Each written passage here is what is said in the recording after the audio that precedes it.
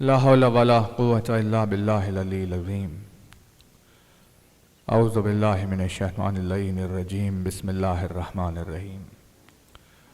अल्हम्दुलिल्लाहिल्लज़ी क़सरत अन रुयतिही अब्सारुन नाज़िरीन व अजज़त अन नहतिही अवहामुल वासिफ़ीन। सल्ली अला मुहम्मदिन व आलिहि ताहिरीन व लानतुल्लाहि अला आदाइहिम व क़त्लतिहिम अजमईन मिनल आनि इला क़ियाम यौमिद्दीन। अम्मा बाद फ़क़द क़ाला अल्लाह सुब्हानहु तबारक व तआला फ़ी किताबिहिल मुबीन व क़ौलुहुल हक़। बिस्मिल्लाहिर रहमानिर रहीम। अल्हम्दुलिल्लाहि रब्बिल आलमीन।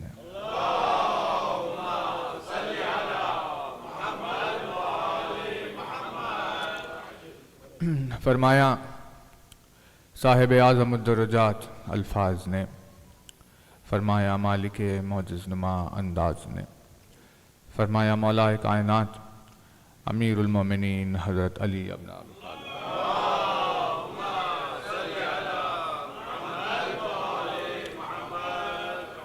मौलाए कायनात के जिस मुबारक और मुक़द्दस फरमान से आपकी खिदमत में मजलिस का आगाज़ है, अपनी इज़्बे मिस्ल बेनज़ीर हदीस में मौलाए कायनात ने अपने एक चाहने वाले के जिसका नाम कुमैल है, उस चाहने वाले के सवाल के जवाब में इरशाद फरमाया। जो मौला ने जवाब इरशाद फरमाया वो बेइंतहा तवील तरीन है, यानी जवाब मुख्तसर है लेकिन उसकी वजाहत बेइंतहा तवील तरीन है और एक मजलिस में उस पर कभी बात हो नहीं पाएगी। लेकिन इंशाअल्लाह क्योंकि दुआए सबाह के जिस जुमले पर आना है उसके लिए इस फरमान का सहारा ले रहे हैं और फिर इस फरमान पर अलग से कभी आपकी खिदमत में मजलिस होगी। कुमैल का मिजाज मशहूर है कि कुमैल ने हमेशा ये पसंद किया कि अली से तन्हाइयों में मुलाकात करे,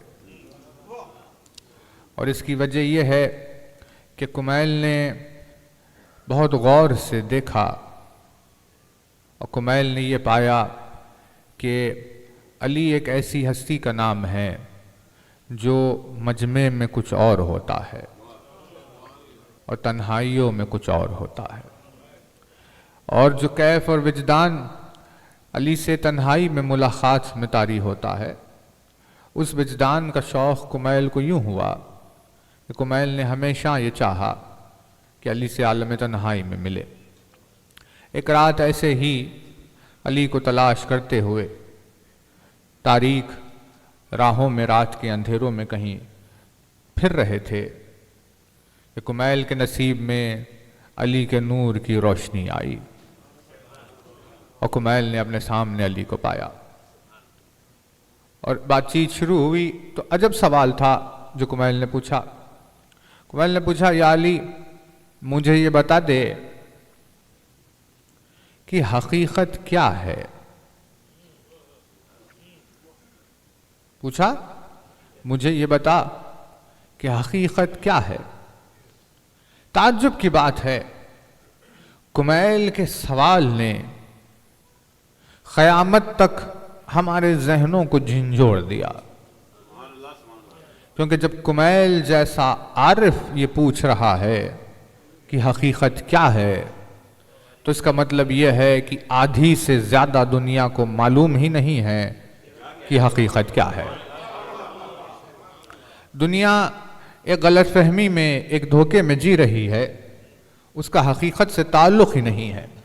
दुनिया अपनी रोज़मर्रा की ज़िंदगी ही को हकीकत समझती है, दुनिया अपने चलने फिरने ही को हकीकत समझती है, लेकिन कुमैल का ये सवाल ये बता रहा है कि जो हमें नज़र आ रहा है दुनिया में वो हकीकत नहीं है। पूछा, या अली मुझे ये बता कि हकीकत क्या है। तो मौला ने जवाब नहीं दिया। मौला ने पलट कर सवाल किया। मौला ने पूछा, कुमैल तू ये बता कि तुझे हकीकत से क्या काम पड़ गया।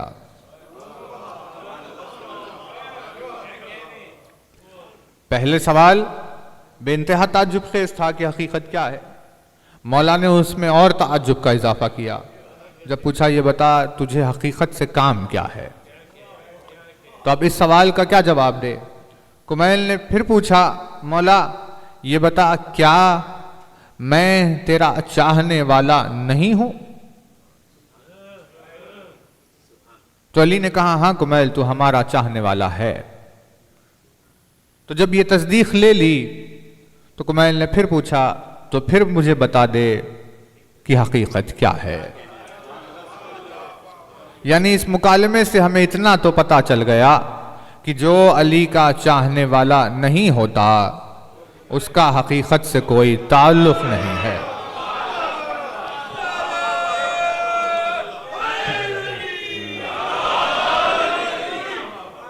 जो उल्फत अली में जिंदगी बसर नहीं करता उसका हकीकत से कोई ताल्लुक नहीं है।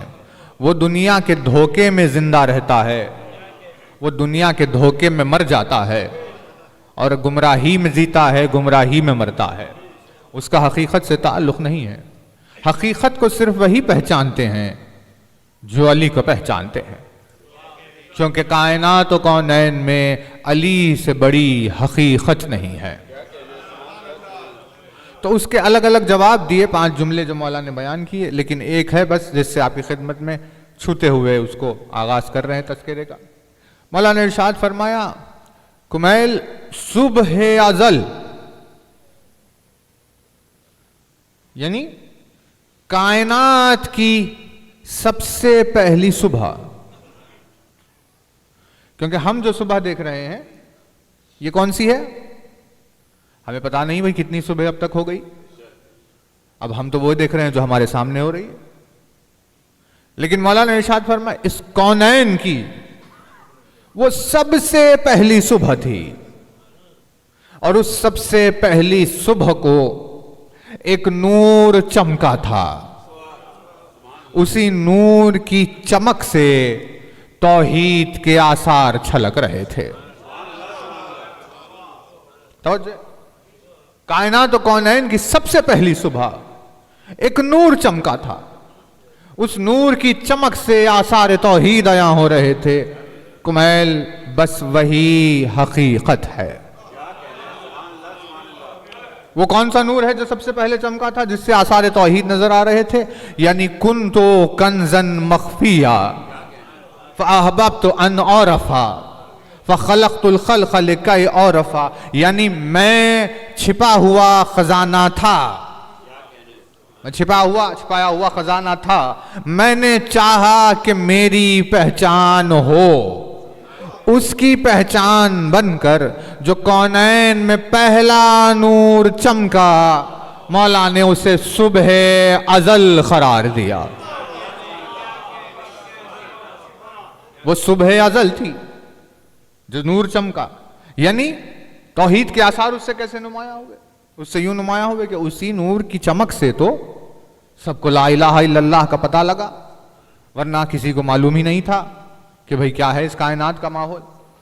लिहाजा उस पहली चमक से तौहीद की सुबह हुई, वहां से आगाज शुरू हुआ, सुबह अज़ल हुई, पहला नूर जो अली का नूर चमका।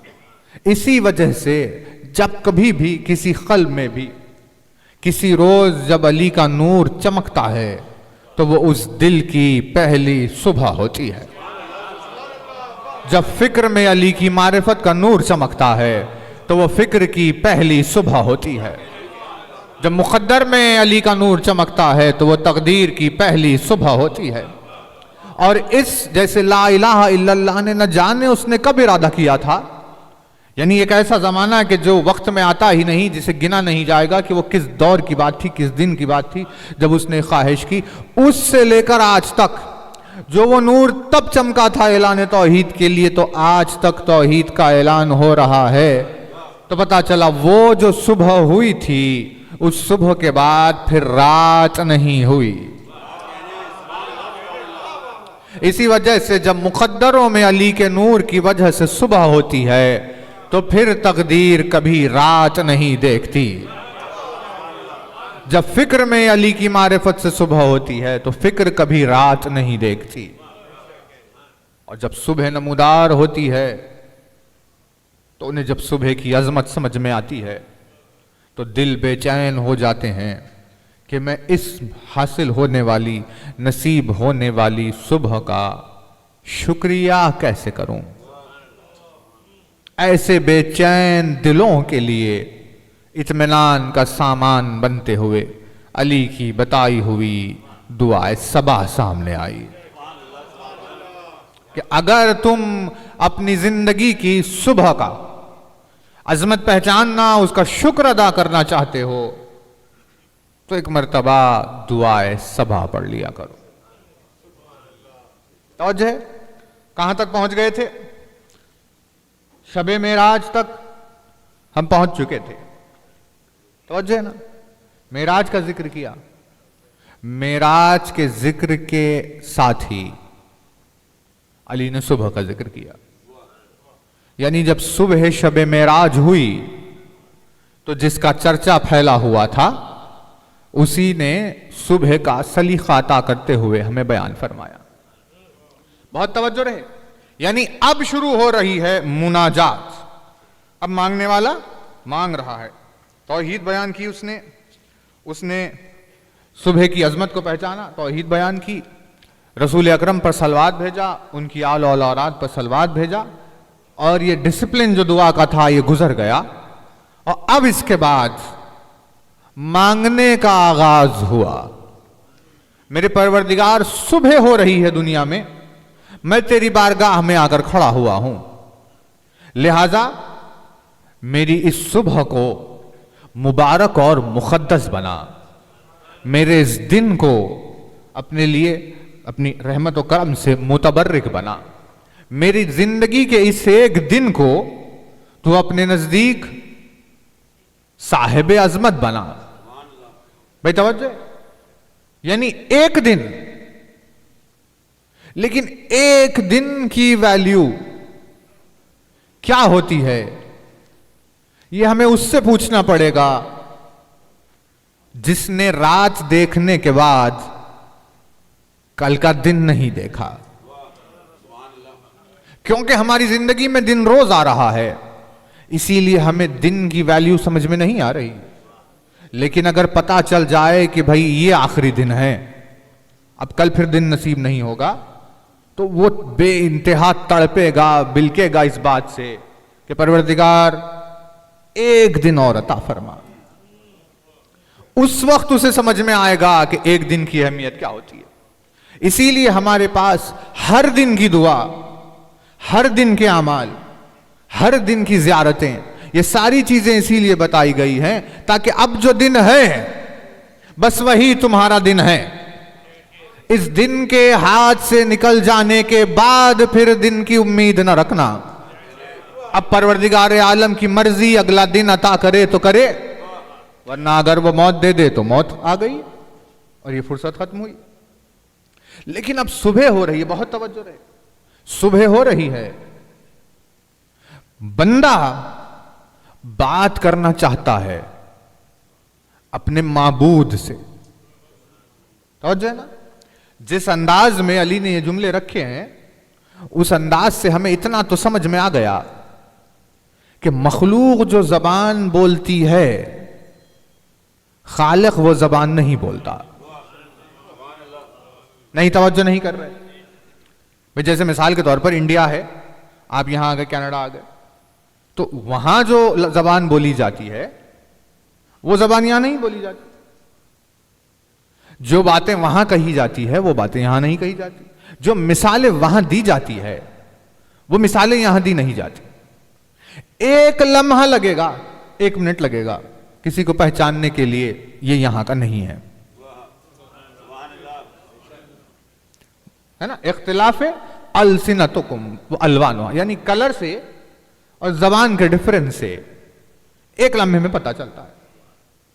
बहुत ज्यादा तारीफ है उस शख्स की जो किसी और की जबान यूं सीख ले जैसे खुद अहले जबान बोलते हों, है ना। लेकिन इस जबान के सीख लेने के बाद भी हमें मिसालें मालूम नहीं होती। भाई इंडिया से कनाडा आने वाले ने इंग्लिश सीख ली, उसने यहां का लहजा सीख लिया, सब कुछ सीख लिया, और उसने कहा कि भाई हाँ अब हम जाएंगे तो वैसे ही इंग्लिश बात करेंगे, वो समझेंगे कि हम वहीं के। यूं जबान तो सीख ली, लेकिन जो मिसालें यहां राइज हैं वो मालूम नहीं। जैसे ही वो मिसाल में मुख्तलिफ होगा, लोग पहचान लेंगे यहां का नहीं है ना। यानी कितना मुश्किल है कि किसी बोलने वाले की जबान में ढल जाना, ऐसे कि मानो जैसे महसूस ही ना हो कि कहीं और से आया है। तो भाई ये तो दुनिया की मिसालें दी जा रही है, लेकिन कहां उसकी जात और कहां इंसान। इंसान जैसे बात करता है वो वैसे बात नहीं करता, लेकिन अब अगर इंसान उससे बात करना चाहे तो कहीं ये बीच में ये गैप ना आ जाए कि भाई तुम क्या बोल रहे हो। वो हमारे पास बोली जाने वाली जबान नहीं है, और हम जो जबान समझते हैं वो तुम्हें बोलना आता नहीं है। लिहाजा दरमियान में एक ऐसा वसीला आया जो यहां मौजूद लोगों को वैसे बोलना सिखा रहा है जैसे उसकी बारगाह में जबान राइज है।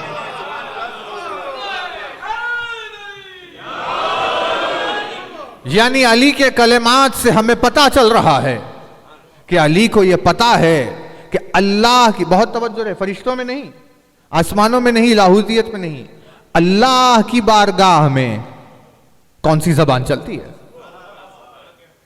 अब खुदावंद आलम की जात की तरफ आप देखें तो उसके पास जबान ही नहीं है।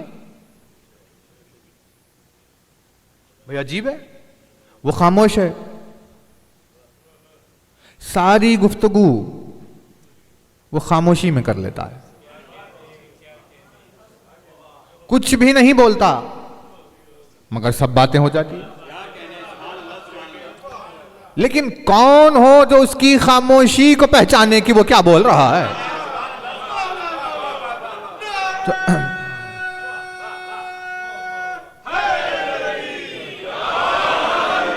तो अल्लाह ने इसके लिए हमारे अपने बदन में मिसालें रखी है कि भाई सामने एक शख्स आया, अक्ल ने कहा सलाम करो, लेकिन अक्ल ने जब ये कहा सलाम करने के लिए, किससे कहा? नफ्स से कहा। नफ्स ने अक्ल की बात सुनी, सलाम कर लिया। लेकिन जब अक्ल ने नफ्स से कहा तो अल्फाज इस्तेमाल नहीं किए। अक्ल खामोश है अपनी जगह, लेकिन नफ्स को पता चल गया कि अक्ल क्या बोलना चाह रही है। यह है हमारी नफ्स का आलम। जब हमारी नफ्स अक्ल की आवाज को बगैर लफ्जों के सुन लेती है, जब यह सलाहियत हमारी नफ्स में पाई जाए, तो अल्लाह का नफ्स उसकी बातें सुनने के लिए लफ्जों का क्यों मोहताज रहेगा। और इसका रीजन है खुर्बत, कि भाई हमारी नफ्स हमारी अक्ल से इतनी करीब है कि उस खुर्बत की वजह से दोनों में रिश्ता, बॉन्ड इतना मजबूत है कि बातचीत के लिए बोलने की जरूरत नहीं है। भाई रिश्ते पहचाने इससे जाते हैं ना, मजबूत रिश्ते दुनिया में कैसे पहचाने जाते हैं? भाई वो कौन है जो बगैर बोले समझ ले। इसीलिए माँ बाप को पता चल जाता है कि भाई बच्चा तकलीफ में, भाई भाई को पता चल जाता है कोई बात हुई है। ये कैसे? क्योंकि खुर्बत की वजह से पता चल जाता है कि ये हुआ। अब अली अल्लाह की खामोशी की तर्जुमानी करता है। न जाने उसकी खुर्बत का आलम क्या हो कि एक लफ्ज दरमियान में नहीं है, हर अल्लाह के इरादे को ये पहचान लेता है।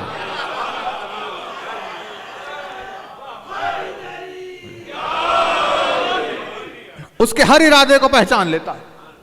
और जो है ना, अब देखिए मौजू नहीं है लेकिन बात आई है तो आपकी खिदमत में अर्ज करे। लफ्ज बनता है हुरूफ से, हुरूफ बनते हैं आवाज से, आवाज ही से बात इधर उधर होती है। तो A B C D E F G, वैसे ही अलिफ बे ते से जीम है खैर, है ना तवज्जो। यहां पर हर एक हर्फ की अपनी एक आवाज है। जीम की आवाज क्या है? जीम की आवाज जा है, तोय की आवाज क्या? तोय की आवाज ता है, ते की आवाज ता है, बे की आवाज बा है। सबकी अपनी अपनी आवाज है, हर एक हर्फ की अपनी एक अलग आवाज है। लेकिन इन हुरूफ से पहले जो नुक्ता होता है, नुक्ते की कोई आवाज नहीं है।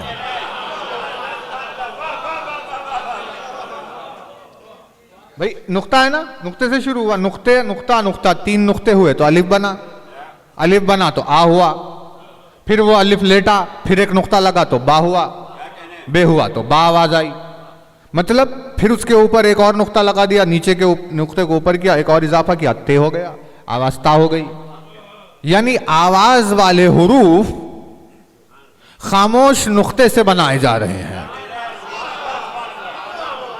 नुक्ता एक ऐसा वजूद है जो खामोश भी है और उसी में आवाज वाले हुरूफ छिपे हुए हैं। तवज्जो, यानी नुक्ते का एक तरफ खामोशी है, दूसरी तरफ हुरूफ है, हुरूफ से आवाज बन रहे हैं। इसी नुक्ते से कुरान शुरू हो रहा है।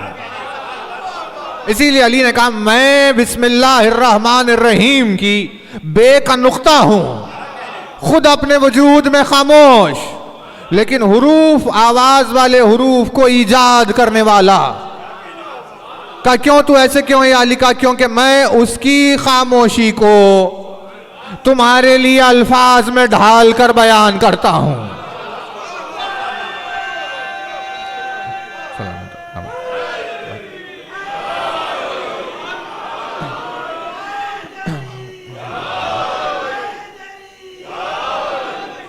उस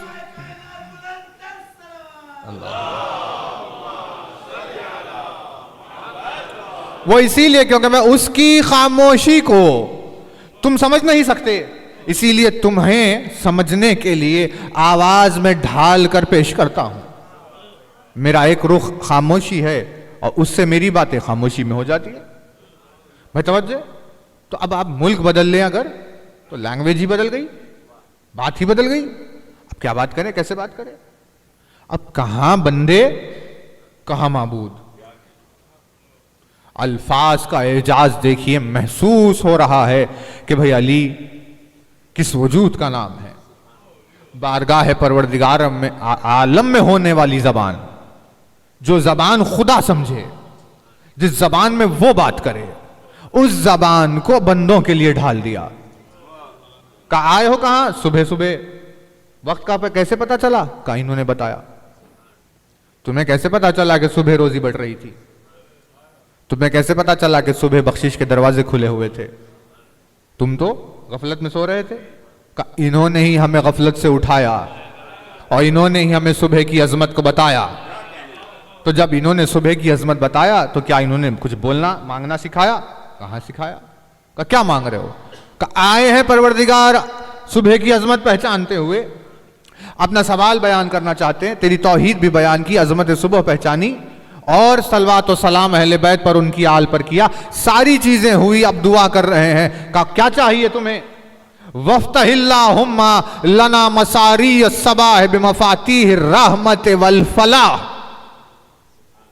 भाई लैंग्वेज देखिए, लिहाजा है मेरे परवरदिगार तू मुझ पर, वफ्तहिल्लाहुम्मा लना मसारी सबाह, लिहाजा तू मुझ पर अपनी सुबह के दरवाजों को रहमत और फलाह की चाबियों से खोल दे।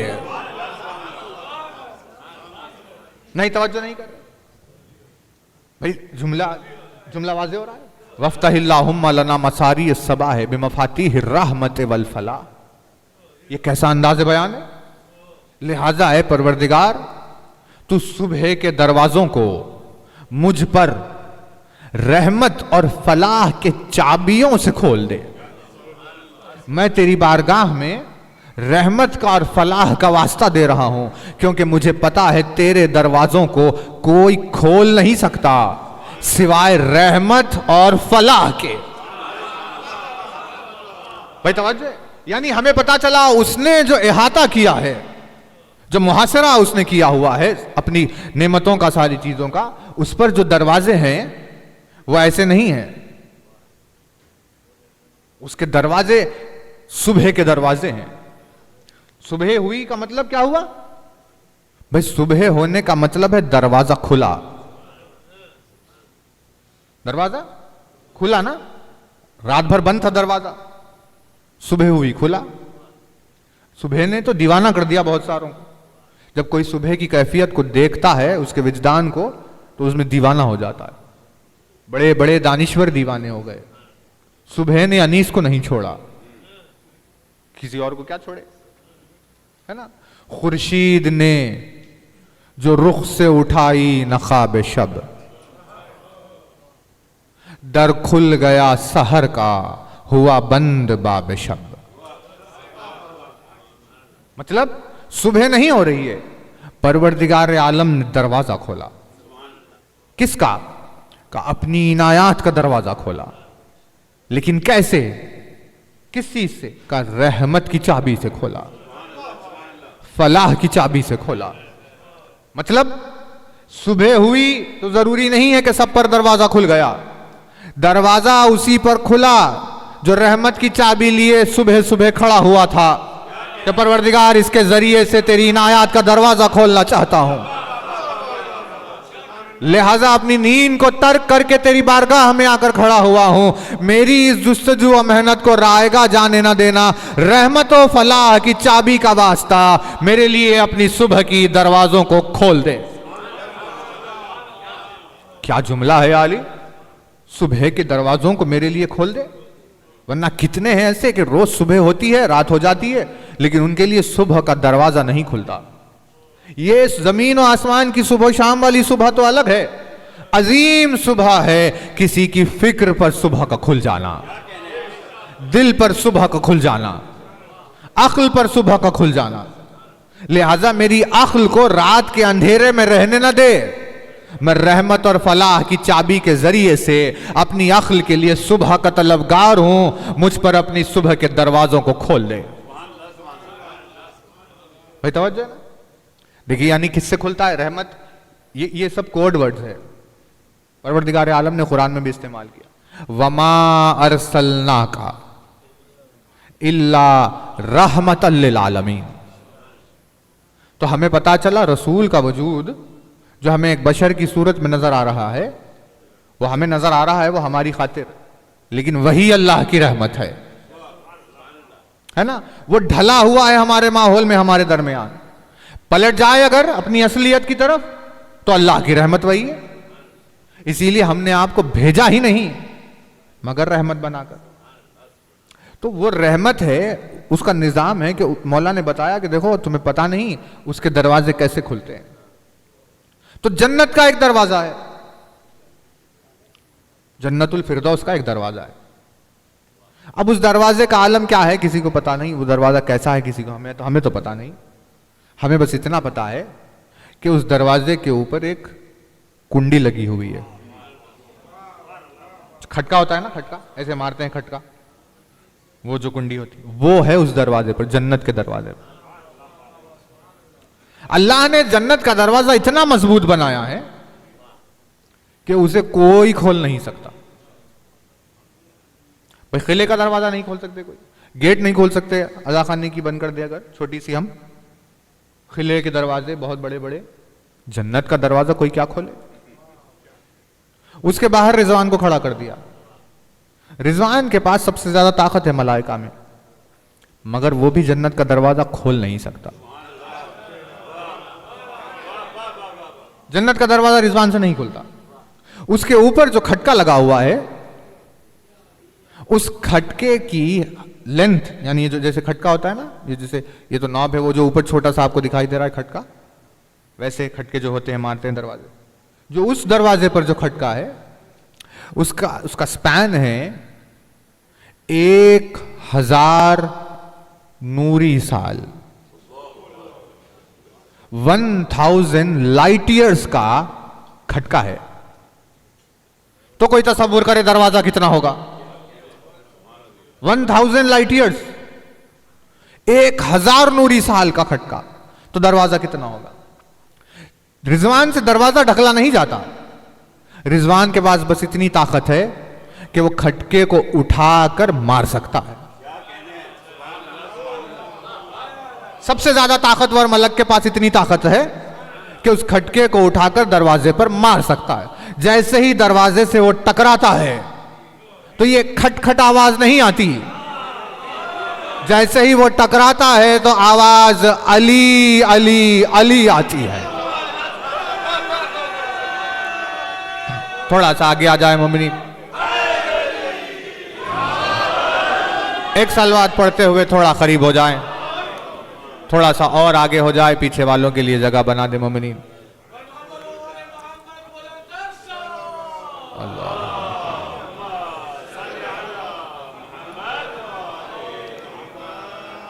जैसे ही वो खटका उस दरवाजे से टकराता है तो आवाज आती है अली अली अली। जब अली का नाम सुनता है तब जन्नत का दरवाजा खुलता है। हमें पता चला वो रहमत की चाबी कौन है जिससे उसके दरवाजे खोले जाते हैं। का जिसने अली के नाम से उसे पुकारा उसके लिए दरवाजा खुला, जिसने अली का नाम नहीं लिया उसके लिए दरवाजा बंद है। चाहे वो आदम क्यों ना हो, नूह क्यों ना हो, मूसा और इब्राहिम क्यों ना हो।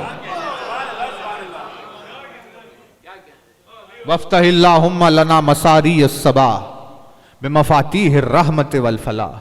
मेरे परवरदिगार, सुबह सुबह तेरी बारगाह में आया हूं, तुझसे सवाल कर रहा हूं, अपनी सुबह के दरवाजों को तू मुझ पर अपनी रहमत और फलाह की चाबियों से खोल दे।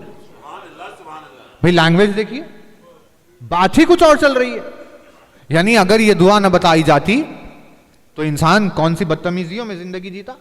ये सलीका तो अली का दिया हुआ है जिससे इंसान को समझ में आ रहा है, हाँ रहमत और फलाह की चाबी। तो जो है ना, अब सुबह हुई, अब जैसे ही सुबह हुई अब वो निकलने लगा कि भाई दुआ मांगी है मैंने परवरदिगार आलम से, अब बाहर जाते हैं काम। लेकिन बाहर जब निकल रहे हैं, ऑफिस को जा रहे हैं, स्कूल को जा रहे हैं, स्कूल को बच्चे जा रहे हैं, यूनिफॉर्म पहन लिया। ऑफिस माँ बाप को ऑफिस जा रहे हैं, ऑफिस को माँ बाप जा रहे हैं, उन्होंने ऑफिस का ड्रेस पहन लिया। कोई भी कुछ भी हो, कोई कपड़े तो पहन कर ही जाएगा कि भाई ये हमें पहन कर जाना है, ये यहाँ का ड्रेस है, ये यहाँ का ड्रेस है। ये हमारे ड्रेसेस है कि स्कूल में तुम ये पहनोगे, ऑफिस में तुम ये पहनोगे, ये पहनोगे, ये हमने बना लिए। लेकिन वो अपने घर से सुबह जब निकल रहा है तो अली ने बताया कि वहां से निकलते वक्त उसे क्या पहनना होगा। वफ्तहिल्लाहुम्मा लना मसारी अस्सबाह बिमफातीह रहमत वल फलाह व अलबिस्निल्लाहुम्मा मिन अफजल खिलाइल हिदायत वस्सलाह। मेरे परवरदिगार, सुबह हुई है, मुझे अब घर से बाहर निकलना है, तुझसे सवाल करने आया हूं कि मुझे बाहर उरियान भेजकर मेरी बेइज्जती और मुझे जलील न फरमा। लिहाजा मैं तुझसे दुआ कर रहा हूं, मुझे अपनी तरफ से हिदायत का लिबास पहनाकर बाहर भेज दे। वल्बिस्निल्लाहुम्मा मिन अफजल खिलाइल हिदायत वस्सलाह। इस्लाह और हिदायत का लिबास मुझे पहना दे इससे पहले कि मैं अपने घर से बाहर निकलूं। यानी लिबास, लिबास हिदायत का लिबास भी होता है। हम तो समझ रहे थे कपड़ों के लिबास होते हैं सिर्फ, लेकिन अली ने बताया भाई ये तो तुमने बनाए हैं। उसकी बारगाह में कौन से लिबास होते हैं? कहा उसकी बारगाह में हिदायत का लिबास होता है, सलाह का लिबास होता है। साहिल ने आकर पूछा, मौला मैं कपड़े पहनना चाहता हूं, लिबास पहनना चाहता हूं, ये बता दे सबसे बेहतरीन लिबास कौन सा। पूछा सवाल, समझे ना? लेकिन क्या शऊर था उसका, क्या खूब बारगाह में सवाल लेकर आया। कौन सा लिबास सबसे बेहतर है? अली ने कहा सबसे बेहतरीन लिबास लिबास तकवा है। सबसे बेहतरीन लिबास तकवे का लिबास। तकवे का लिबास पहन ताकि पता चले तू इमामुल मुत्तकीन वाला है।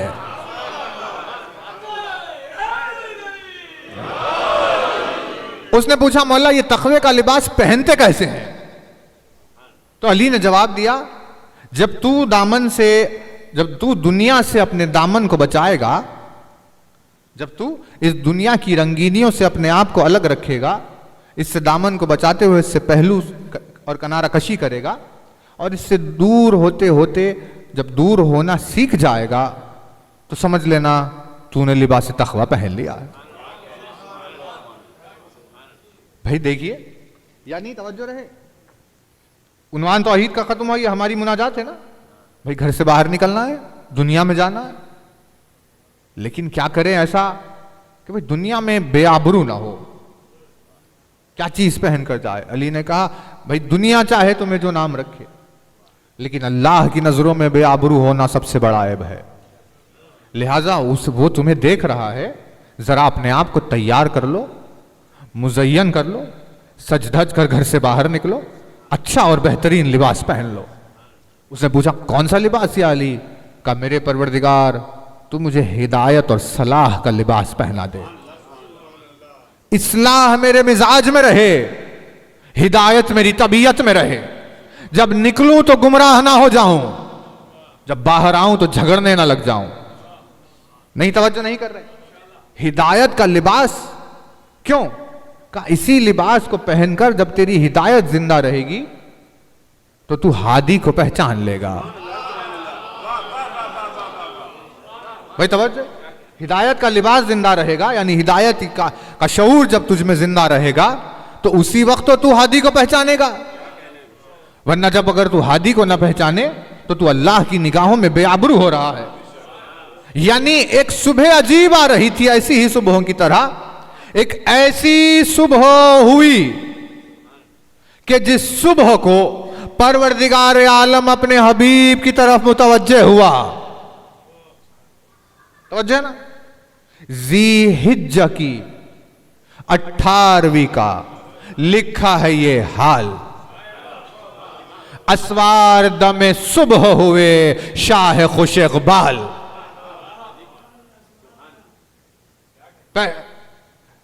दो पहलुओं में मिसले दो फलक, पहलुओं में हशमत व इजलाल, मिसले दो फलक पहलुओं में हशमत व इजलाल।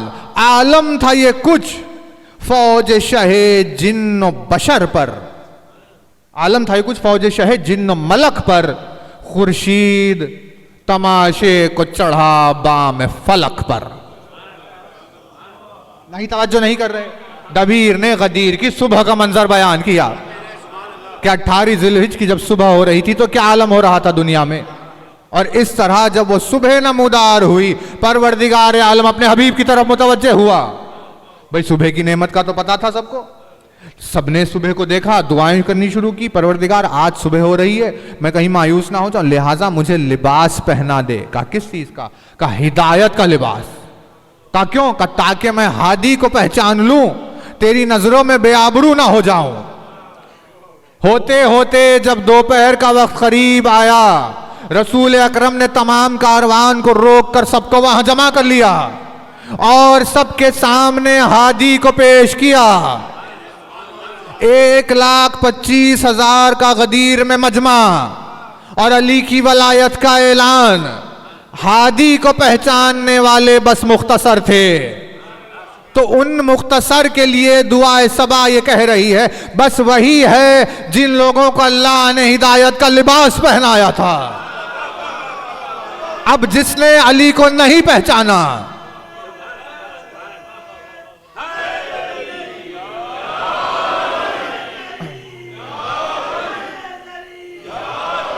वो मुख्तसर ही है कि जिन्होंने हिदायत का लिबास पहना था। अब जिसने अली को नहीं पहचाना वो अल्लाह की नजरों में उरियां खड़ा हुआ है। नहीं, तवज्जो नहीं कर रहे। कितनी बेइज्जतियां होती है अली के नाम से मुंह फेरने के सबब से। खुदावंद आलम के नजदीक साहिबाने इज्जत व आबरू वही है जिन्होंने हिदायत का लिबास पहना। मेरे परवरदिगार वफ्तहिल्लाहुम्मा लना मसारी सबाह बिमफातीह रहमत वल फलाह वल्बिस्निल्लाहुम्मा मिन अफजल खिलाइल हिदायत वस्सला। समझ है? अब देखिए, अब मसला वक्त का हो गया। इंशाअल्लाह देखिए, यहां इस जुमले के बाद रोकेंगे, फिर देखते हैं कल कहां बात जाए। व अग्रसिल्लाहुम्मा बे अज़मतिका फी शिरब जनानी यनाबी अल खुशू व अजरिल्लाहुम्मा लिहैबतिका मिन आमाखी ज़फरात दुमू। बंदा मांगने आया है ना, भाई क्या चाहिए तुझे? नींद से उठकर सुबह सुबह आ गया, कोई बहुत अहम चीज मालूम कर लगता है कि तुझे चाहिए है। कहां परवरदिगार, इससे अहम और क्या हो? मुझे हिदायत मिले, मुझे सलाह मिले, मुझे तेरी तरफ से लिबास मिले, मुझे तेरी तरफ से जीनत मिले। इससे इतनी अहम चीजों का सवाल करने आया, तवज्जो है ना। और क्या चाहता है? कब मैं चाहता हूं कि तू मेरे दिल में, मेरे दिल की जमीन में, मेरे दिल की जमीन का जो जरखेज हिस्सा है, मैं चाहता हूं कि मेरे दिल की जमीन के उस जरखेज हिस्से में तू अपनी हैबत के चश्मे को जारी कर दे। नहीं, तवज्जो नहीं कर रहे। देखिए इंशाअल्लाह दुआ को कंटिन्यू कल करेंगे, लेकिन ये बात बहुत अहम है, हम इसीलिए एक प्रिंट लेकर आए थे। तेजी से बात करेंगे इंशाअल्लाह 5-10 मिनट में। तवज्जो है भाई, लैंग्वेज देखिए, कहीं ये सब क्या है? कहीं ये वो जबान है जिसमें वो बात करता है। का उसकी बात करने की जबान हमें कैसे पता चले? का इसीलिए तो लिसानुल्लाह है। लिसानुल्लाह तुम्हें बताएगा उसकी बारगाह में कौन सी जबान बोली जाती है। पता है किसी को? यानी अली ने क्या बता दिया? दिल नहीं होता, वो जमीन है, एक जमीन। भाई बदन, हमने जो समझ लिया, बदन को समझ लिया। इंसान जो समझ रहा है बस यही बदन है। ये बदन से दुनियावी मुसीबतें अलग उठा रहा है, और जो अली की जो अदावत और बुग़्ज़ रखते हैं वो मोमिनीन की जान अलग खा रहे हैं, क्योंकि उन्होंने जो समझ लिया बस बदन को समझ लिया। यानी चीख चीख के कुरान अहादीस बयान कर रहे, भाई ये बदन कुछ भी नहीं है, बस एक ड्रेस है जो अल्लाह ने पहनाया। नफ्स अंदर है, तुम्हारा वजूद, हकीकत जो है तुम्हारी वो अंदर है नफ्स, इसके ऊपर उसने एक ड्रेस पहना दिया। जैसे ये तुमने शेरवानी पहन ली, भाई ये शेरवानी वो ड्रेस है जो हमने सिलाकर पहन लिया, लेकिन अल्लाह ने नफ्स के ऊपर क्या पहनाया? नफ्स के ऊपर अल्लाह ने जो लिबास पहनाया वो यही बदन है। फ़कसौनल इज़ामा लहमा, है ना, यही तो है। फ़ख़लक़नल नुत्फ़ता अलक़तन फ़ख़लक़नल अलक़ता मुज़ग़तन फ़ख़लक़नल मुज़ग़ता इज़ामन फ़कसौनल इज़ामा लहमा सुम्मा अंशअनाहु ख़ल्क़न आख़र फ़तबारकल्लाहु अहसनुल ख़ालिक़ीन। उसने नुत्फ़े को अलक़े में, अलक़े को मुज़ग़े में, मुज़ग़े को इज़ामा में ढाला। फिर जब ये एक स्ट्रक्चर पेट में, माँ के रहम में जब ये स्ट्रक्चर बना, हड्डियां वगैरह सारा स्ट्रक्चर बन गया, फिर उसके ऊपर हमने गोश्त का लिबास चढ़ा दिया। देखते ही देखते हमने एक नई मखलूक को पैदा कर दिया। लिहाजा मुबारक व मुतबर्रिक है अल्लाह जो खल्क़ करने वालों में सबसे बेहतर है। नहीं कर रहे तवज्जो? ये हमने नहीं कहा, उसने कहा खल्क़ करने वालों में सबसे अफजल है। अब कुरान करने वाले तलाश करे वो कौन खल्क़ करने वाले हैं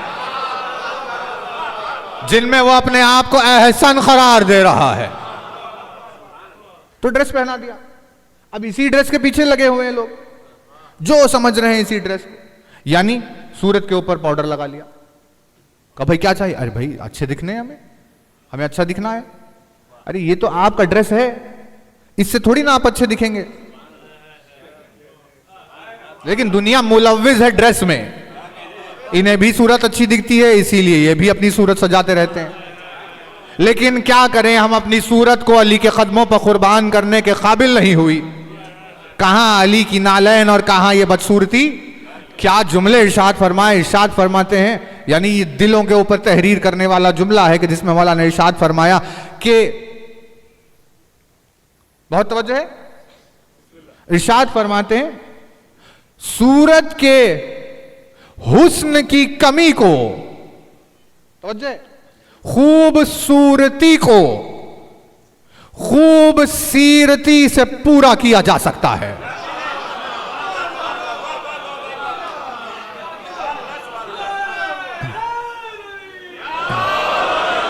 इरशाद फरमाया सूरत के हुस्न की कमी को सीरत के हुस्न से पूरा किया जा सकता है, लेकिन सीरत के हुस्न की कमी को सूरत के हुस्न से पूरा नहीं किया जा सकता। यानी अली ने इरशाद फरमाया हसीन अल्लाह की निगाह में वो है जिसका बातिन खूबसूरत हो। हम पड़े हुए हैं, ड्रेस में लगे हुए हैं, जैसे पूरी जिंदगी इसी शेरवानी को सजाए जा रहे हैं, अंदर हम खराब है। वैसे ही लोग अपने बदन को सजाए जा रहे हैं, अंदर वो खराब है। तो यानी फिक्र क्यों नहीं है? क्योंकि दुनिया दिखावे पे जाती है, दुनिया जाहिर पर जाती है, अल्लाह बातिन पर जाता है। अब क्योंकि हम दुनियादार हो गए इसीलिए हम भी जाहिर पर चले गए। जो अल्लाहदार होंगे वो बातिन पर रहेंगे। तो ना, तो अब स्टेटमेंट देखिए, हम दिल को क्या समझ रहे थे? बस भाई वो एक चीज धड़कती रहती है, उससे निजाम चल रहा है। और ने कहा ऐसा नहीं है, ये जाहिर है जाहिर, बातिन वो एक जमीन है, जमीन है वो जमीन। उस जमीन का ख्याल रखो, उसे जरखेज रहने दो, उसे बंजर ना कर दो। जरखेज अगर रहेगी तो जब बीज बोया जाएगा तो दरख्त उगेगा। बंजर अगर रहेगी तो जिंदगी भर उसके पीछे मेहनत करते जाओ, कुछ भी नहीं निकलेगा। इसीलिए जब मोमिन से मुलाकात होती है तो क्योंकि मोमिन के दिल की जमीन जरखेज होती है, इसीलिए उसके सामने बस अली कहने की देर होती है, नाम अली का बीज दिल में उतर जाता है और उल्फत अली का शजर पैदा हो जाता है।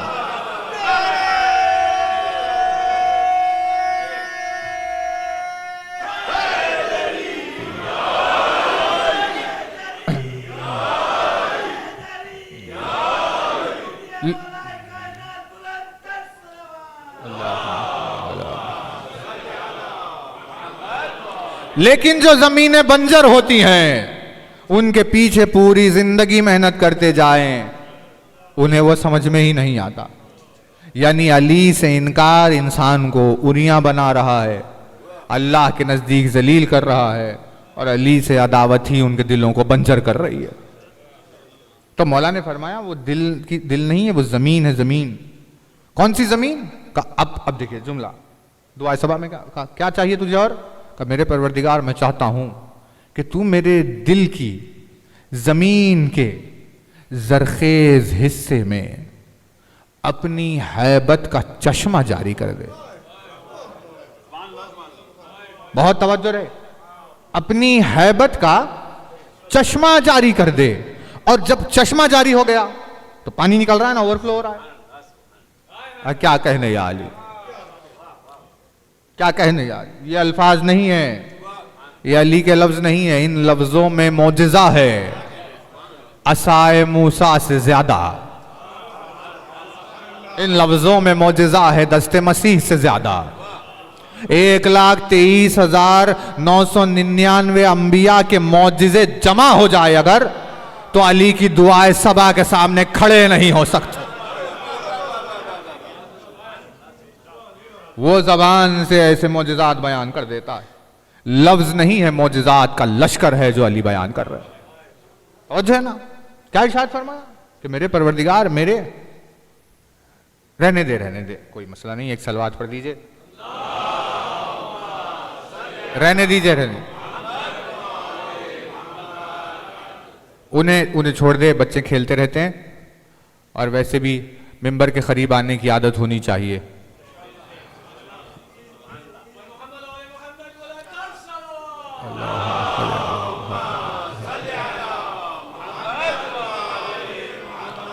भाई तवज्जो रहे, क्या इरशाद फरमा दिया, क्या जुमला है अली, यानी ये क्या सलीका है। कहां से इंसान न जाने इंसान कौन, यानी अली से दूर होने के बाद उसकी जिंदगी का क्या तस्वुर है। फरमाते हैं मेरे परवरदिगार मेरे दिल की जमीन के जरखेज हिस्से में अपनी हैबत का चश्मा जारी कर दे। तब चश्मा फूटा। अब चश्मा जब फूटा तो पानी जारी हो गया। अरे भाई अब वो बह रहा है पानी, अब कहां जाए, है ना। जैसे आपने किसी टैंकर में पानी डालना शुरू किया, अब वो भर गया तो एक तरफ ओवरफ्लो होता है कि भाई देखो भर गया, अब यहां से जारी हो, बाहर गिरेगा। तो कहा अब सिर्फ इतना नहीं कह दिया कि जरखेज हिस्से पर चश्मे को जारी कर दे। अब जब जारी हुआ तो कैसे पता चले कि चश्मा फूटा है या नहीं फूटा? मालूम कैसे हो कि अंदर दिल में चश्मा फूटा या नहीं फूटा? फरमाते हैं परवरदिगार दिल की जरखेज जमीन पर अपनी हैबत के चश्मे को जारी कर दे और उसी चश्मे के मीठे पानी को तेरी बारगाह में नदामत के आंसुओं के जरिए से जारी कर दे। जब तेरी बारगाह में आऊं, जब तेरी बारगाह में आऊं तो तेरे जलाल और हैबत के आगे मेरी आंख से जब आंसू जारी हो तो ये आंसू दलील बने कि हां दिल में चश्मे तौहीद जारी हुआ है। नहीं, तवज्जो नहीं कर रहे, तवज्जो है ना। यानी मौला ने क्या फरमाया, देखो आंख का आंसू। अब देखिए ये आ गया मौजू, बहुत वक्त खत्म हो गया, क्या करें फिर से। ये है मफातीहुल जिनान में मुनाजात का एक सिलसिला है, 14-15 मुनाजात एक के बाद एक रखी गई है। यानी अगर इंसान ने अगर उसे देखा नहीं अपनी जिंदगी में उन मुनाजात को, तो फिर वो क्या करे बताइए, क्या किया फिर उसने। तो उसमें अलग अलग लोगों की मुनाजात ताइबीन की, तव्वाबीन की जो तौबा करते हैं उनकी, मुनाजात आरिफीन की जो इरफान रखते हैं उनकी, मुनाजात मोखिनीन की जो यकीन रखते हैं उनकी, सबके अपने अपने मुनाजात। उसमें से एक मुनाजात है, तवज्जो रहे। तो बहस शुरू कहां से होती है? बहस शुरू होती है शिकवे से। इस्लाम ने, दीन ने हमें यह सिखाया है कि देखो, जैन मुंतशिर है,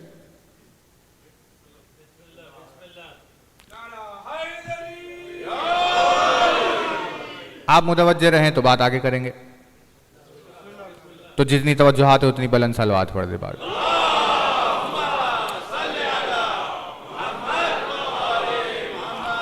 देखिए बिल्कुल वक्त ही खत्म हो गया। तवज्जो है ना। शिकवा कंप्लेन, शिकायत इस्लाम ने हमें सिखाया है, अहादीस ने हमें बताया है, आयतों ने हमें बताया। देखो इंसान को कभी शिकवा करना नहीं चाहिए, शिकायत ना करो। ये हमारी डिसिप्लिन तालीमात में से। देखो शिकायत ना करो किसी से भी हो। बात तो हो गई, अब शिकायत करके क्या फायदा? क्या पहला सेंस है ना भाई, बात हो गई, आपको कुछ बुरा लग गया, हो गया खत्म। अब शिकायत करके फायदा क्या? समझे? माँ बाप ने कोई बात की जो औलाद को नागवार गुजर गई, हमसे कहा गया देखो शिकायत ना करो। भाई ने कहा शिकायत ना करो। मौला ने कहा अफसोस है उन लोगों के ऊपर जो शिकायतें करते फिरते रहते हैं। इनकी शिकायत की, उनकी शिकायत की, उनकी शिकायत की, जिंदगी ही शिकायतों में गुजर गई। तो मौला ने फरमाया शिकायत कर किससे रहे हो? जिसके सामने तुम शिकायत कर रहे हो वो क्या कर लेगा?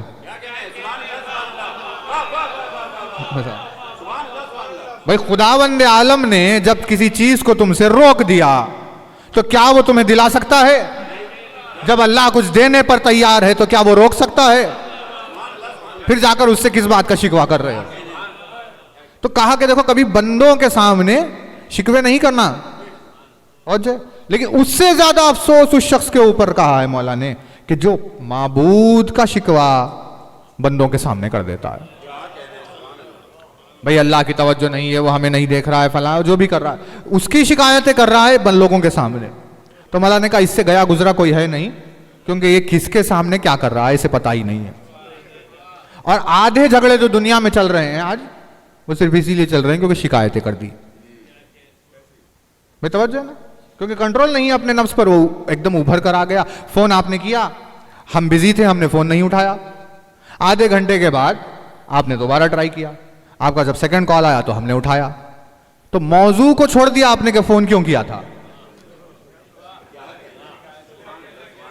कि भाई जिस काम के लिए कॉल किया था वो तो भूल गए। पहले शिकवा हुआ कि भाई हमने आधा घंटा पहले किया था, आप कहां थे। अब उनको आया गुस्सा, चिड़चिड़ाहट में उन्होंने जवाब दिया, अब दोनों में बहस हुई, दोस्ती ही खत्म। नहीं तवज्जो नहीं कर रहे। अरे काश के अली का सलीखा दुनिया सीखी हुई होती तो उसे ना किसी से उम्मीद होती, ना वो किसी से लड़ता, ना दुनिया से बंदों से उम्मीद लगाता, ना बंदों से उसकी लड़ाई होती। वो इत्मीनान की हालत में जीता। भाई काम था, किसी भी चीज में होगा, आपको कैसे पता कि फोन क्यों नहीं उठाया, बिजी था होगा, कोई काम में था होगा, किसी मसरूफियत में था, खुद कोई मुसीबत में था, पता नहीं उस पर क्या हालात चल रहे। वो सारी चीजों में एडजस्ट करके आपसे बात करने के लिए उसने फोन क्या उठाया, आपने शिकवा कर दिया। अब झगड़े हो गए, बचपन की दोस्तियां टूट गई ऐसी बेहूदगियों की वजह से, क्योंकि लोग शिकवा करे जा रहे हैं। शिकवा करना नहीं है, पूरा सरापा दिन इसी पर है कि देखो शिकवे करना नहीं है, क्या फायदा करो, ये झगड़ा हो गया, समझे है ना। तो शिकवा करने वाले को कहते हैं शाक, शाकी कहते हैं, शाक कहते हैं। शाक यानी वो जिसको शिकवा करना है, कंप्लेन करना है। इनकी प्लूरल को कहते हैं शाकीन। शाकीन मतलब शिकवा करने वाले। उन शिकवा करने वालों की ये मुनाजात है। जैसे ही मुनाजात सामने आई तो हम तो परेशान हो गए, कहा परवरदिगार पहले तो तूने सिखाया शिकवा नहीं करना है, तो हमने शिकवा करना बंद कर दिया, अब किसी से शिकवे नहीं कर रहे थे। लेकिन अब जब हमने शिकवा छोड़ दिया, बाद में पता चला कि तेरे नजदीक महबूब तरीन बंदे ऐसे हैं जो शिकवा करते हैं, और उन लोगों की एक मुनाजात भी है। तो यानी जमीन ही हिल गई कि भाई बुनियाद हट गई, ये क्या हो गया, शिकवा नहीं का। अब हमने देखा कि देखते तो सही कि है क्या। तो इसमें उसने बताया कि शिकवा किसे कहते हैं। अल्लाह इलाही इलैका अशकू, ऐ मेरे परवरदिगार तेरी बारगाह में आया हूं। कहा क्यों आया है, कहा शिकायत करने आया हूं। कहा हमने तो तुझे सिखाया था शिकायत नहीं करना, यही होना चाहिए ना। लेकिन आप देखिए मौजू को कैसे पलट दिया।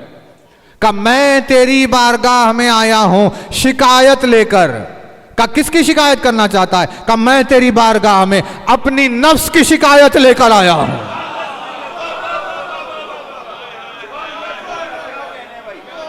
भाई तवज्जो रहे, बारगाह में तेरी 2 मिनट और दे दीजिए हमें बस। बारगाह में तेरी अपने नफ्स की शिकायत लेकर आया हूं। तो हमें पता चला कि शिकवे का डिसिप्लिन क्या है। हमें किसी और का कभी शिकवा करना नहीं है। हमें अगर किसी के शिकवे का अल्लाह ने हक दिया है तो वो सिर्फ अपने नफ्स की शिकायत है कि उसकी बारगाह में आकर करो कि तुम्हारा नफ्स क्या कर रहा है। मेरे परवरदिगार तेरी बारगाह में अपने नफ्स की शिकायत लेकर आया। अब क्या मुनाजात है, खैर इंशाअल्लाह फिर कभी मौका मिलेगा। तो क्या मुनाजात है मेरी बारगाह में शिकायत अपने नफ्स की, कहां का इस नफ्स ने क्या किया, तू इसकी शिकायत क्यों करने आया है। तो अब जवाब देखिए इसमें है दुआ में, मेरे परवरदिगार मैं तेरी बारगाह में अपने नफ्स की शिकायत लेकर आया हूं क्योंकि ये मेरा नफ्स मुझे तेरे खिलाफ भड़काता है। तेरे खिलाफ मुझे भड़का रहा है, लिहाजा मैं अपने नफ्स की शिकायत तेरी बारगाह में लेकर आया हूं। बहुत तेजी से बात कर रहे हैं। देखिए दूसरी चीज इसमें यह हुआ, फिर उसके बाद अल्लाह ने, फिर उसके बाद इस मुनाजात यानी क़ल्ब की शिकायत है, दिल की।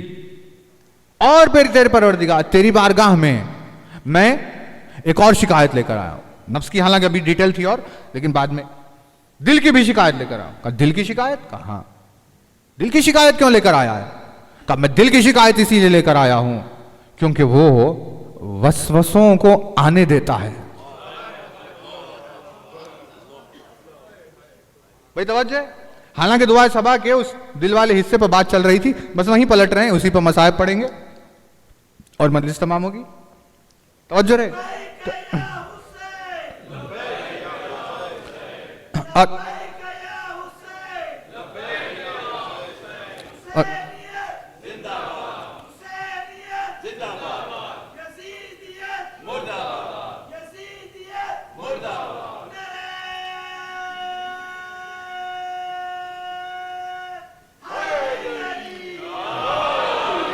तेरी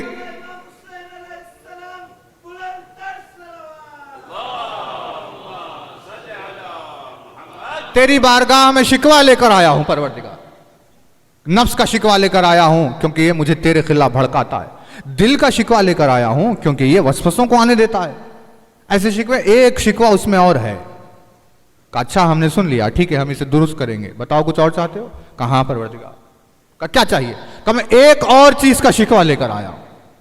अब जिस एज में भी ये मुनाजात इंसान पढ़ रहा है, का एक और शिकवा लेकर आओ। का और शिकवा का किस चीज का शिकवा? का मेरे परवरदिगार मैं तेरी बारगाह में अपनी आंख का शिकवा लेकर आया हूं। तेरी बारगाह में मैं अपनी आंख की शिकायत भी करना चाहता हूं। का तू खुद अपने नफ्स के खिलाफ शिकायत कर रहा है, तू खुद अपने दिल के खिलाफ शिकायत कर रहा है, तू खुद अपनी आंख के खिलाफ शिकायत कर रहा है। कहां परवरदिगार? ये तीनों मुझे बहुत परेशान कर रहे हैं, इसीलिए मैं अपनी आंख की शिकायत करने आया। उसने पूछा अच्छा आंख की शिकायत, आंख ने क्या किया? इस आंख की शिकायत तू क्यों कर रहा है? अब जिस एज में भी ये मौजूद है, तो जो भी एज हो, दुआ करने वाला शिकायत, मेरे परवरदिगार मैं तेरी बारगाह में आंख की शिकायत करने आया हूं क्योंकि मेरी आंख ने अब तक रोना नहीं सीखा।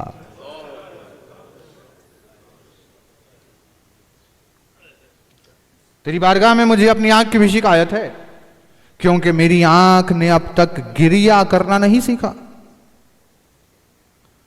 यानी जो दुआए सबा में मौला ने जुमला इरशाद फरमाया कि मेरे परवरदिगार मेरे दिल की जरखेज जमीन के हिस्से पर अपनी हैबत के चश्मे को जारी फरमा और उस चश्मे को मेरी आंख के आंसुओं के जरिए से जारी फरमा, ताकि तेरे वक़ार और जलाल का पता चले कि मैं तेरी बारगाह में किस कदर आजिज और दरमांदा हो गया हूं। तो अली ने कहा ये सिर्फ आंख के आंसू नहीं होते, बहुत तवज्जो रहे, ये आंख के आंसू तुम्हारे दिल का गुस्ल होता है। तुम अपनी जाहिर सूरत को सजाने में बिजी हो, लेकिन तुमने कभी ये नहीं देखा तुम्हारा बातिन भी कभी ना रहा है या नहीं ना रहा है। तुम्हारा बातिन भी कभी गुस्ल कर रहा है या नहीं कर रहा है। कब बातिन को कैसे? का जब बातिन खल्ब जब गुस्ल करता है, तहारत की तरफ बढ़ता है, तो आंख से चश्मे जारी होते हैं और वो आंसू बताते हैं कि हां दिल में तखवा पैदा हो रहा है। क्योंकि ये सलीका आया ही नहीं इसको, इसीलिए तेरी बारगाह में मैं शिकायत लेकर आया हूं परवरदिगार। मैं अपनी आंख का शिकवा करता हूं, उसे रोना नहीं आता, नहीं तवज्जो नहीं कर रहे। यानी ये अब इससे बढ़कर और मसाइब क्या पड़े बताइए। यानी हुसैन ने अपने चाहने वालों पर कैसे कैसे एहसानात कर दिए। यानी एक नाम हुसैन और उस नाम के असर में आंख से जारी होने वाला आंसू, मतलब जो ये शिकवा था उस शिकवे को हुसैन ने पूरा किया। कहा अच्छा तुझे रोना नहीं आता, ठीक है हम तेरी आंख को रोना सिखाते हैं। कहा कैसे सिखाएंगे आप? कहा हम अपने मसाइब के जरिए से, अपनी मुसीबतों के जरिए से अपने आजादारों को रोना सिखाएंगे, ताकि खुदा की बारगाह में उनके ऊपर आजिज़ी तारी हो, बंदगी के जौहर नजर आए। सिर्फ हुसैन का नाम नहीं है, नाम हुसैन अल्लाह की बंदगी का नाम है। जो गमे हुसैन में मसरूफ हो गया वो अल्लाह की अब्दियत के जौहर पर पहुंच गया। जहां कभी मुसल्ले पर उसे रोना नहीं आता, वो जब फर्श अज़ा पर आ जाता है तो अपने घर को रोकर वापस पलटता है। का हुसैन ने नहीं तो फिक्र न करना, इस दुआ को नाम हुसैन इजाबत अता फरमाएगा, इस्तिजाबत होगी इसकी, और इस इस्तिजाबत से हम अपने नाम के जरिए से तुझे रोना सिखाएंगे। अल्लाह रे, टाइम हो गया, देखिए वक्त हो गया, ज़्यादा तवील बात हो नहीं सकती। 6 मुहर्रम आ गई है। 6 मुहर्रम यानी आधे से ज़्यादा अशरे अव्वल ख़त्म हो गया है। आज़ादारों के दिल टूटते हुए जा रहे हैं कि देखते देखते अय्याम अज़ा गुजर रहे हैं। अभी तो मुहर्रम का चांद देखा था और आशूर सामने आ गई। अब जिंदगी ने मौका दिया तो अगले बरस फिर रोएंगे या हुसैन, फिर इसी तरह किसी बज़्म का एहतमाम होगा, फिर हम एक जगह जमा होंगे, फिर तेरे ऊपर आंसू बहाएंगे। ये रोज गनीमत के रोज है और अली अकबर की शहादत का जिक्र है। अल्लाह रे हुसैन का मरसिया, जहां हुसैन ने अपने आप को खतील कहा, अना खतीलुल अबराज, मैं वो हूं जिससे जालिमों ने रुला रुला के कत्ल किया। लेकिन हुसैन ने अपने लिए लफ्ज़ खतील का इस्तेमाल किया, अपने लिए लफ्ज़ मख्तूल का इस्तेमाल नहीं किया। मख्तूल किसे कहते हैं? खातिल उसे कहते हैं जो कत्ल करे, मख्तूल उसे कहते हैं जिसका कत्ल किया जाए। लेकिन हुसैन ने अपने आप को मख्तूल नहीं कहा, खतील कहा। खतील किसे कहते हैं? खतील उसे कहते हैं जिसका कत्ल हो जाए, यानी उसको कत्ल करने की जरूरत ना पड़े, जो खुद ही से कत्ल हो जाए। हुसैन ने कहा अना खतीलुल अबराज, तो अब तर्जुमा बदल जाएगा, मैं वो हूं जिसे जालिमों ने इतना रुलाया कि उस रुलाने ने मुझे मार दिया। अब शिम्र को खंजर चलाने की जरूरत नहीं थी। हुसैन तो अली अकबर के लाशे पर ही शहीद हो गया था। रिवायात और मखातिल ने लिखा कि आशूर के रोज हुसैन पर वैसी गुर्बत तारी नहीं हुई जैसी गुर्बत अली अकबर के लाशे की तरफ जाते हुए तारी हुई थी।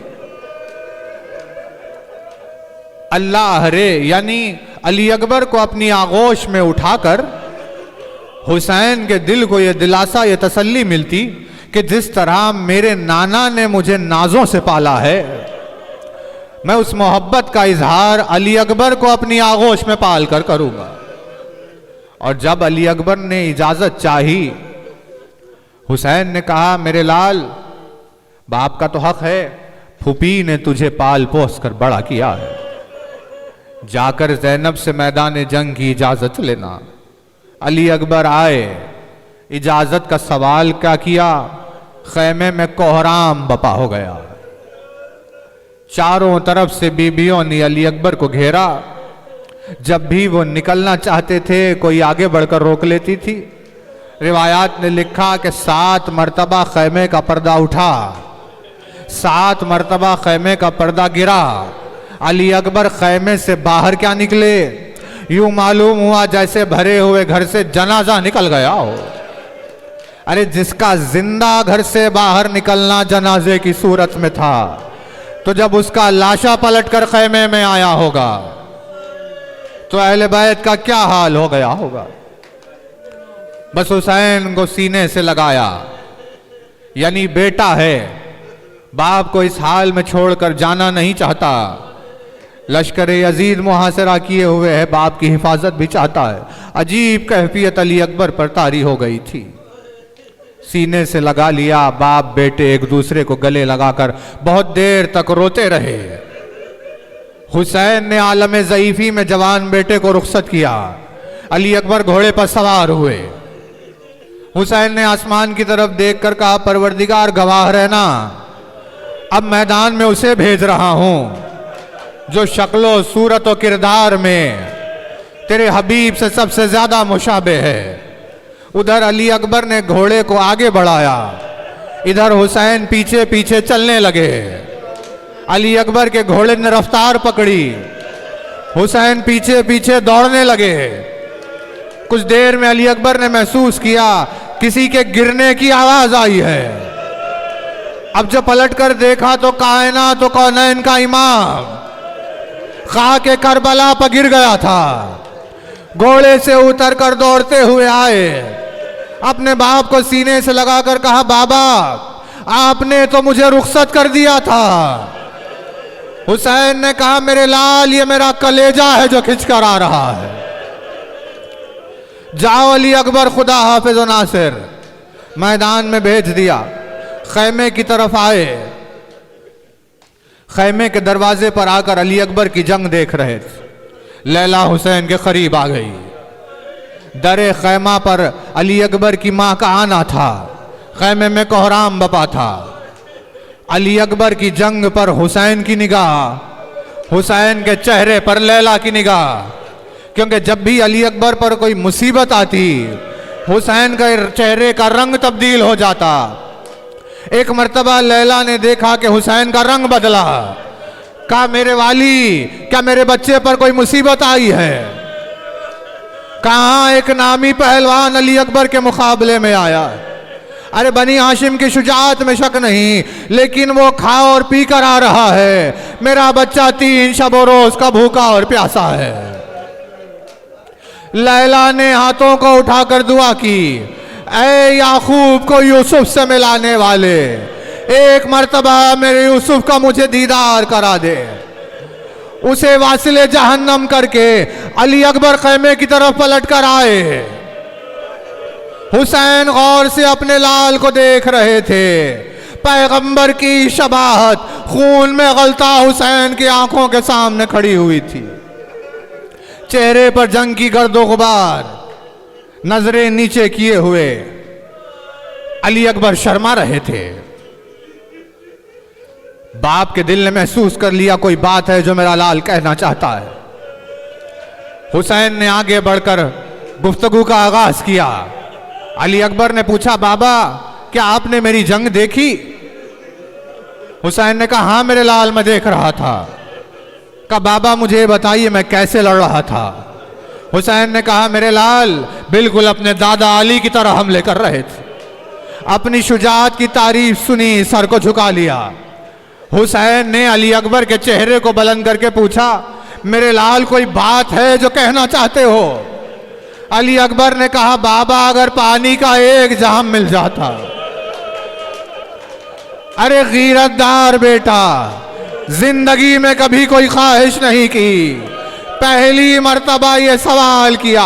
हुसैन का कलेजा फट गया। हाथों को फैलाकर कहा, मेरे लाल अली अकबर, अरे अपनी जबान को मेरे दहन में दे देना। अब जो अली अकबर ने अमल किया तो पीछे हटकर सहा करने लगे। बाबा तेरी जबान पर तो कांटे पड़े हुए हैं। कहा जाओ मेरे लाल साखी कौसर सैराब करेंगे। बस मजलिस तमाम हो गई। अली अकबर जंग कर रहे थे और हुसैन इस कैफियत को देख रहे थे। परवरदिगार इन आंसुओं पर अपनी रहमत नाजिल करे। मजलिस खत्म हो गई, बस एक जुमला रह गया। अली अकबर के हर हमले पर हुसैन को अब्बास की याद आ रही थी।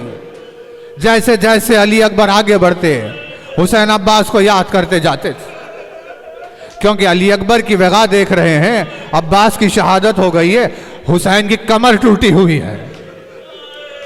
जिसकी कमर खमीदा हुई हो वो अपने बेटे का आखिरी सलाम सुन रहा था। अली अकबर की आवाज क्या आई, हुसैन की आंखों के सामने अंधेरा छा गया। अब रास्ता दिखाई नहीं दे रहा था। कभी दाईं जानिब चले, कभी बाईं जानिब चले। हुसैन जमीन करबला पर गिरे, फिर अपने आप को उठाया, फिर दाईं जानिब चले, फिर बाईं जानिब चले। आवाज दे रहे थे, मेरे लाल मुझे एक मर्तबा और पुकारना। फिर जमीन पर गिरे, फिर हुसैन उठे, फिर जमीन पर गिरे, फिर हुसैन उठे, फिर गिरे, फिर उठे, फिर गिरे, फिर उठे। इस तरह गिरते गिरते जब हुसैन थक गए, एक मर्तबा फुरात की तरफ रुख करके आवाज दी, अब्बास। अरे गुर्बत हुसैन को देखो अब्बास, दोष नबी का सवार खाके करबला पर गिरा हुआ है।